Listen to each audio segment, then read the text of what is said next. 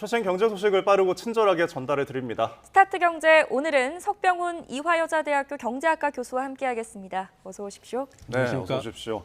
자, 진정한 산유국이 되느냐 굉장히 세간의 뜨거운 관심사입니다. 이 프로젝트 대왕고래 소식부터 짚어보겠는데 지금 포항 영일만 앞바다에 매장되어 있는 그 석유와 가스 가능성을 분석한 업체인 액트지오사의 대표가 오늘 한국을 찾는다고요? 예, 그렇습니다. 그 미 액트지오 대표인 비토르 아브레오 박사가 오늘 오전 11시 인천공항에 도착할 예정입니다. 예. 이 업체는 석유가스 매장 가능성을 작년 2월부터 연말까지 분석한 업체고요. 그다음 석유공사 관계자, 정부 관계자들과 이 비토르 아브레오 박사가 만날 예정입니다. 예. 네, 이 석유공사의 자문 요청에 따른 방안이라고 알려져 있는데 기자회견도 예정이 되어 있습니다.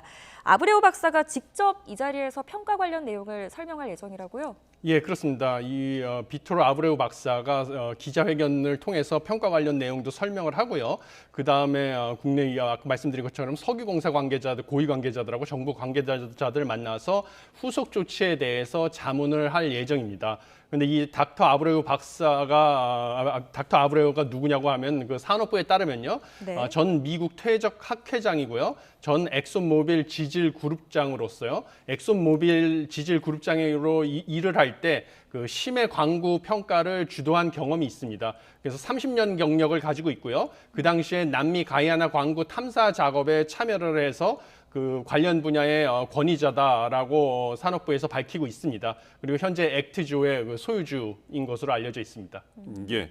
자, 그런데 지금 이 액트지오사 회사에 대한 전문성에 대한 논란들이 있긴 한데 워낙 규모가 작기도 하고 지금 본사가 뭐 검색을 하면 휴스턴의 어떤 주택으로 나온다 이렇게 이야기를 하더라고요.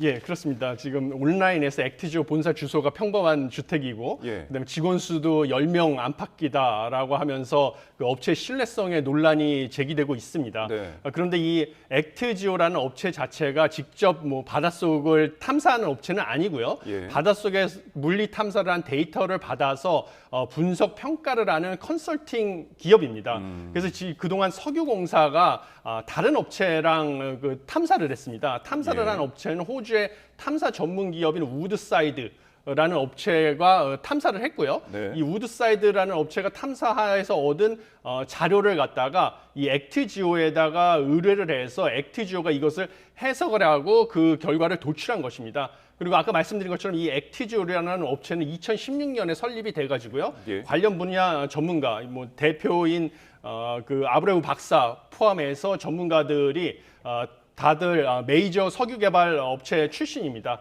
그래서 특히 심해 탐사 분야의 전문가로서 지금 가이아나 유전 탐사 같은 다양한 프로젝트에 참여한 경험이 있기 때문에 예. 이들의 분석 결과는 뭐 신뢰할 만하다라고 지금 보여지고 있습니다. 네. 자, 이번 프로젝트는 정부의 발표가 있기 전까지 철통 보안이 지켜졌다고 합니다. 일명 비밀 프로젝트 대왕고래 사냥부터 시작해 보겠습니다. 6단계 중에 현재는 지금 4번째 단계에 있는데 시추선은 확보한 상황입니다. 그런데 시추를 올해 시작해서 자원된 매장이 확인이 된다면 1차 성공이라고 평가할 수 있을까요? 예, 확인이 된다고 하면 1차 성공이라고 볼 수 네. 있는데요. 예. 확인이 돼도 앞으로 개발하고 생산할 때까지는 갈 길이 멀잖아요. 멀다고 예. 볼 수 있습니다. 그래서 기본적으로 6개 단계를 나눠볼 수가 있는데요. 첫 번째는 물리 탐사 자료 취득을 했고요. 그다음에 이걸 전산 처리하고 자료 해석해서 유망 구조 도출한 것이 지금 현재까지 이루어진 사항입니다. 이게 예. 작년 2월부터 연말까지 한 것이고요. 그다음에 이제 본격적으로 올해 탐사 시추를 하는 것인데요. 이것은 석유 존재 여부를 확인하기 위해서 이제 땅속 깊이 구멍을 파는 작업이라고 보시면 되겠습니다. 예. 그런데 이제 심해 깊이 바닷속 깊이 구멍을 파는 거기 때문에 상당히 고난도 작업이고 막대한 비용이 들어갈 예정이고요. 그래서 석유 존재 여부를 실제로 확인을 했다 할지라도요. 앞으로 이것을 개발하고 생산을 할 때까지 상당 기간 소요가 되기 때문에 실제로 생산은 2035년 앞으로 10년 뒤에나 가능할 것으로 보여서 그때까지는 이제 많은 과정이 필요하다라고 보시면 되겠습니다. 네, 언급하신 것처럼 이제 막대한 비용과 앞으로의 시간이 소요된다고 말씀을 해주셨는데 사실 이런 개발 사업은 경제성이 핵심이잖아요. 예.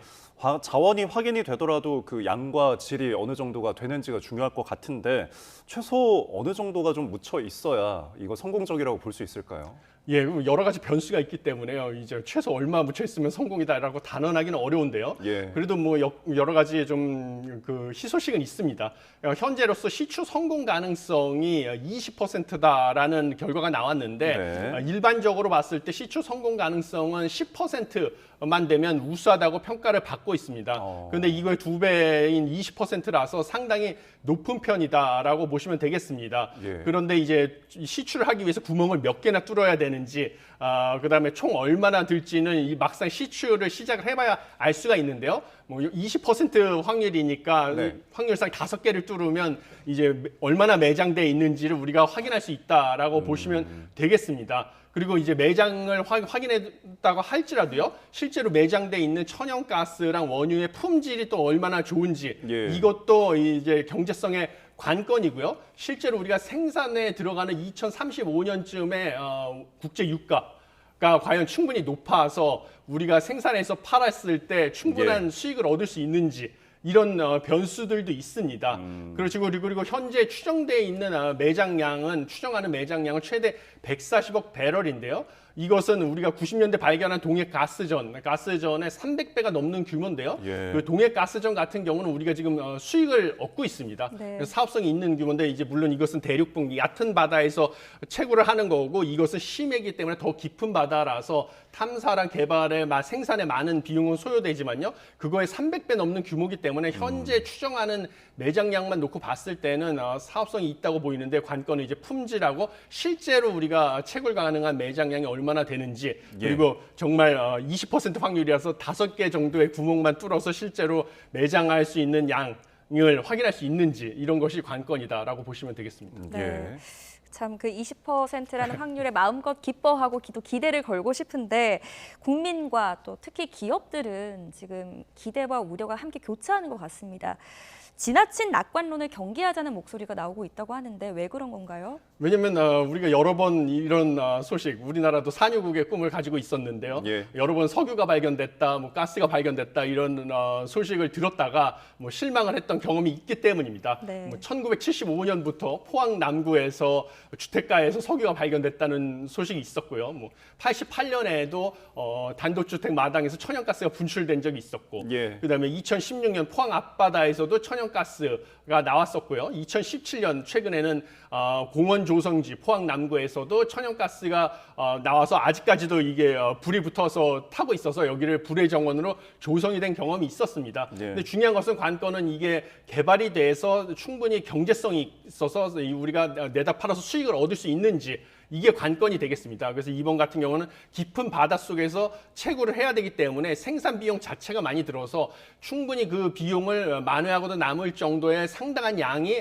묻혀져 있고, 그다음에 2035년에 우리가 본격적으로 생산해서 판매가 가능하기 때문에 2035년에도 그 비용을 충당할 만한 그 원유 높은 국제 유가가 유지되느냐, 이런 많은 변수가 있기 때문에요. 좀 추이는 지켜봐야 된다라고 생각하고 있습니다. 예, 아직 시간이 또 많은 만큼 또 저희가 주의 깊게 살펴봐야 될 것 같습니다. 자, 그리고 오늘 기자회견에서 어떤 내용이 나올지 좀 관심이 쏠리고 있는데, 그것 또한 저희가 뭐 소식이 들어오면 전해드리도록 하겠고요. 다음 주제 짚어보겠습니다. 삼성전자 지금 이제 파업이 올해 예정되어 있잖아요. 이제 사상 처음으로 파업을 선언했는데, 지금 보통 파업이라고 하면 사측이랑 노조 측의 갈등인데, 양상이 좀 노조끼리 이런 양상이 좀 나오는 것 같아요. 갈등 양상들이. 예, 그렇습니다. 지금 노조끼리 갈등을 하고 있는데요. 그 삼성전자에 지금 있는 노조 중에서 지금 파업을 주도하고 있는 노조는 전국 삼성전자 노동조합이라고 해서 전삼노라고 하고 있습니다. 예. 그래서 이 노조는 디바이스 솔루션 부분을 중심으로 구성된 노조로서요, 삼성전자 내에서는 규모 면에서는 최대 규모로 지금 조합원 수는 28,400명이라고 전삼노 초기 측에서는 추정을 하고 있습니다. 네. 그리고 여기와 갈등을 벌이고 있는 다른 노조는 초기업 노조라고 해서요, 삼성전자의 다른 디바이스 경험 부분의 노조, 삼성화재, 그다음에 삼성 디스플레이, 삼성 바이오로직스, 삼성전기 등 5개 노조가 합쳐져 있는 노조가 되겠습니다. 그래서 네. 여기서 밝힌 규모는 19,800명 수준의 노조인데, 이 두 노조 간에 지금 갈등이 있습니다. 그런데 이 전삼노 말고 초기업 노조 측의 삼성전자 디바이스 경험 부문장이 네. 지금 이제 온라인에다가 뭐 전삼로 측에 대해서 의혹을 제기하는 비위 행위를 제보한다는 그 폭로 글을 올린 것이 지금 문제가 되고 있습니다. 예. 그래서 이 지부장 이 제보한 내용은 크게 뭐 민주노총 금속노조 간부가 전삼로 조합원으로 활동했다라는 의혹, 그다음에 전삼로 집행부가 다중계정을 사용을 해가지고 노동조합원들 게시판에서 뭔가 여론을 조작을 했다라는 의혹, 그다음에 조합원 숫자를 부풀리기를 통해서 근로시간 면제자를 조작을 했다는 의혹 등을 제기를 했습니다. 예. 그래서 지금 뭐 삼성전자 그 노사 협의에 따르면요, 그 조합원 숫자에 따라서 근로시간 면제자 숫자를 늘릴 수가 있습니다. 그래서 처음에 노사 협의 때 조합원 숫자를 4,000명이라고 했는데요. 이게 뭐 부풀려졌다는 것이죠. 그래서 조합원이 실제 아닌데 그 사람들의 명의를 도용해서 조합원 숫자를 부풀림으로써 그 이제 근로 의무 없이 노조에 전임 할 수 있는 조합원의 숫자를 늘렸다. 그래서 예. 지금 현재 8명 정도가 근무에서 면제되고 노조에서만 전임으로 일을 하는 이런 혜택을 받았다라는 지금 의혹을 제기하고 있습니다. 예. 네. 이래서 이제 노노 갈등이 지금 격화되고 있다라고 보고 있습니다. 네. 네. 초기업 노조에서 폭로글을 올렸고 전산노 측에서는 바로 반박을 했습니다. 이전 집행부의 문제다. 또 파업을 앞두고 이런 의혹을 제기하는 의도가 무엇이냐 이렇게 지적을 했는데 전산노 측에서는 7일 하루 연차를 소진하라 이런 지침을 전달을 하면서도 아직 회사와의 대화 가능성은 열려 있다 이런 입장을 밝혔더라고요. 이 집단 행동, 단체 행동 가능성 어떻게 보세요? 예, 지금 상황으로 봤을 때는요, 뭐 사실 뭐 단체 행동의 가능성이 사실 명분 측면에서 좀 약하지 않나 이렇게 보고 있습니다. 예. 왜냐하면 일단 7일에 지금 제기하고 있는 단체 행동은 7일 징검다리 휴일이죠. 6일 현충일이고 그 다음에 주말이기 때문에 7일에 연가를 써가지고 휴가를 써가지고 파업에 동참을 해라라고 주장을 하고 있는데요. 예. 문제는 이 파업에 동참을 해봤자 지금 현재 업계 측에서 추정한 결과에 따르면 삼성전자의 D램이나 낸드 플래시 생산에 큰 영향이 없을 것이다 라는 것이 좀 큰 주 이유입니다. 왜냐하면 징검다리 휴일을 앞두고 이미 삼성전자에서도 직원들에게 휴가 사용을 좀 권장을 해가지고요. 휴일을 앞두고 이미 생산 일정과 인력 배치를 선제적으로 조정을 했고요. 예. 그다음에 반도체 생산 공정이 생산 자동화로 최소한의 인력이 필요하기 때문에 이미 생산에 큰 타격이 없습니다. 예. 그리고 또 지금 현재의 그 파업 자체가 좀 사회적 지지를 받지 못하고 있을 가능성이 큽니다. 왜냐하면 지금 직장인 1인당 연봉이 작년 말 기준으로 4,200만 원인데요. 네. 삼성전자 노조원들의 평균 연봉이 1억 2천만 원입니다. 그래서 지금 3배에 달하기 때문에요. 이런 상황에서 좀 파업을 하는 것이 사회적으로 지지를 받기가 좀 명분을 쌓기 어려운 상황이라서요. 네. 좀 장기적으로 파업에 들어가기가 어렵지 않는가 이렇게 좀 보고 있습니다. 예, 뭐 지금 삼성전자의 세계적인 그 반도체 시장에서의 업황도 좋지 않으니까요. 이에 대한 어떤 시선들이 그것도 좀 또 다른, 남다른 것 포인트가 같습니다. 자, 끝으로 저희 뉴욕 증시 소식 짚어보겠는데 요즘 뉴욕 증시가 좀 혼조세를 보이더라고요. 아무래도 나오는 이야기가 서머타임 블루스다, 좀 여름철에는 증시가 좀 부진해서 그렇다라는 이야기가 나오는데 어떤가요? 예, 근데 뭐 이번에 주가는 오히려 올랐습니다. 예. 왜냐하면 이제 기준금리 인하가 확실해지고 있다. 9월달에 인하가 될 것이다라는 확률이 올라갔기 때문입니다. 예. 왜냐하면 그 가장 최근에 나온 소식은 미국의 4월 구인 건수가 805만 건으로 3년 만에 최저치로 발표가 됐습니다. 네. 그리고 이것이 시장의 전망치보다도 낮았기 때문에요.